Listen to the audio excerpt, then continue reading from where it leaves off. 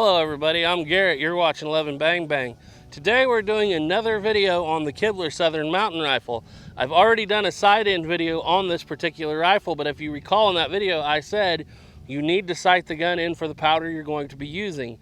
Well, last July I was using predominantly Swiss powder. Swiss powder kind of dried up. I got to where I make my own powder now. And so we're not using the Swiss anymore. I don't even have any Swiss on hand. I have some GoX, but I'm sighting this in for our homemade 3F black powder. And a few things we got to mention here. There's a few differences. Our homemade 3F is closer when we screen it because we don't have the exact screens that Swiss and GoX do. So when we screen it, it comes out to a little larger than 3F, so we lose a little bit of pressure because obviously the finer the grain of powder, the more pressure you get. So this is closer to about a 2.5F, you might say. But anyway, with that being explained, we are going to be shooting this gun with a 30 grain charge because with Swiss, that was where it grouped the tightest. Now we may change that depending on what happens downrange. In the other video, I sighted this gun in at 25 yards, but as I found, I tend to shoot more close to 50 yards when squirrel hunting, and so we're gonna move it on out to 50 yards where it was shooting about 3 inches low before. Honestly, it was always shooting even a little bit low at 25. So we are going to be using a 30 grain charge to start with of our own homemade 3F black powder. We're going to be using a 0.20, however you say it, some people get gripey about that, 0.020 pillow ticking lubed with Blackie's gun butter. And we are going to be shooting swage drown balls instead of cast, just so that we don't have any issues. This is going to be the best test we can possibly do. We actually, last time I did it just sitting on a toolbox with a piece of leather between the toolbox and the gun. This time we actually have a better mount here. It's not exactly a lead sled, but it's a far better mount than what we were using. We are going to be shooting at 50 yards. So without further ado, let's get on with the shooting. Okay guys, so Garrett's already discussed what our powder load is. Don't mind me, I'm not going to be dressed in 18th century style for this video because we're using a Cabela's bench rest shooting jig here, which I gotta admit is pretty nice. So yeah, Garrett's already explained to you what the charge is. I'm going to go ahead and I'm going to take a shot here and make my adjustments.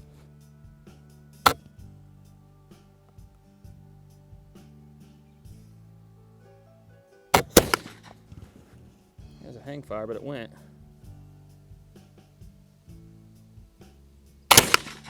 That's a little better.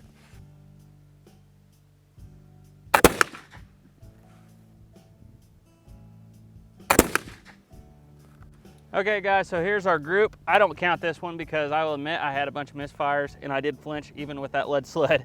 But here's our group. There's absolutely zero flinch with these three right here. Everything was perfect. I don't know why, but that seems a little bit big for 50 yards. So let's try upgrading our powder charge a little bit. All right, we've bumped her up to 35 grains here. So let's see if this helps any.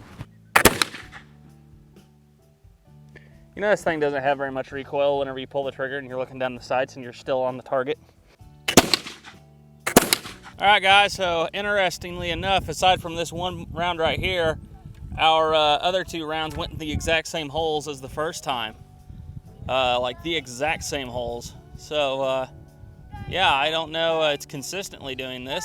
We'll do that, we'll try it again.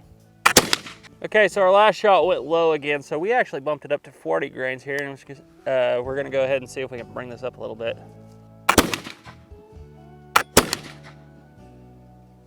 A little bit of a hang fire, but it didn't move.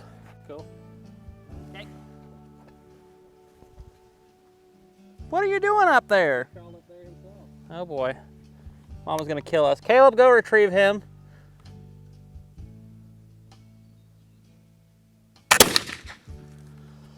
All right. Okay guys, 40 grains, huge improvement. We got two touching there and we got one right there.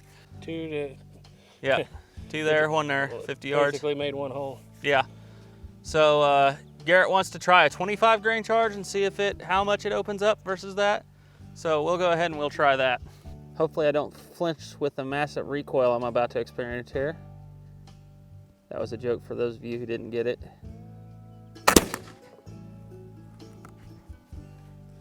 And you'd be surprised at how many people wouldn't get that. Hey, go play over there on the hill.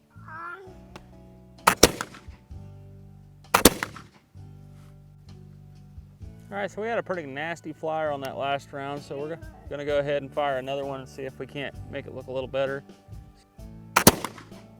All right, so here we go. First shot, second shot, third shot, which I don't know what happened with that one. Like I said, guys, it was sitting right on there. Perfect trigger pull. For some reason, it flew 3 inches off to the right. And then that was our alibi round, just to see if we can make this group look any better, and it did.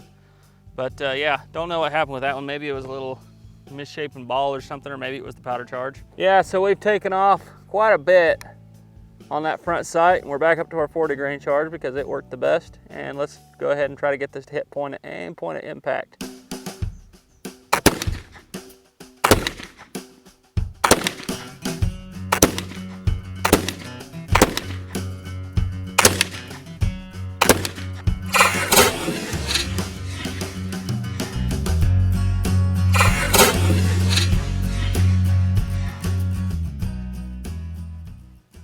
Okay guys, here's our final group. We've got it pretty much sighted in. She's a little low at 50, but that's fine. It's a squirrel rifle. But yeah, the heat mirage was kind of messing with me here. So, and especially on that one, we let the rifle cool down a little bit and we grouped 2 more in there and they were a lot better. So all squirrel kills at 50 yards. All squirrel kills at 50 yards. All right, I'm gonna try 25 and see where we're hitting at, seeing as how this is more of a realistic squirrel range.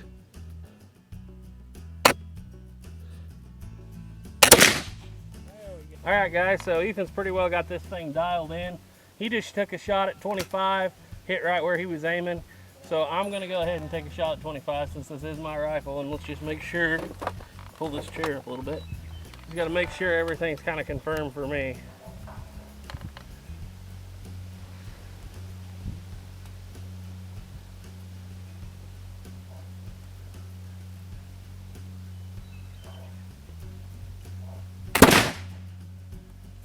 Let's go take a look.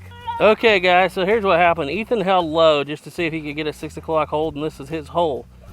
I actually aimed right up here at the top, and it hit just about an 1/8 inch high and just about a 1/2 inch to the left, but that's probably just me. I need to work with this load. But all in all, I'm pretty happy with this 25 yards. Like I said, I was not aiming at the bottom. I aimed right at the top of the line, and I'm pulled off over here just a little bit, probably just me. But overall, I'm happy with this, and we're not going to waste any more powder today. We've made quite a few good groups. So anyway, trust in God, keep your powder dry. Bye.